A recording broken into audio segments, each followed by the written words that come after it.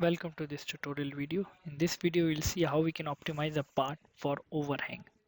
So basically, we are optimizing it for 3D print. First, I'll just run a base optimization to see how normal optimization differs from a overhang optimization.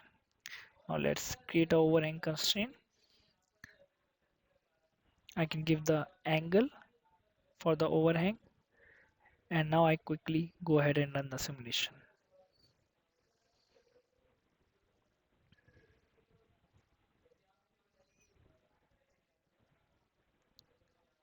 I am again running a simulation with a more refined way so that we can compare the different results.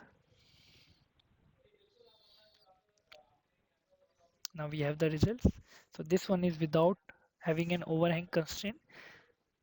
This one is with the overhang constraint. As you can see, this is a bit more 3D print type of a model, and with more refinement we can have a more specific part. I can compare the results. What are the factor of safety? What are the displacement stresses for different parts? So here I can see the maximum displacement and maximum factor of safety. Also the mass total.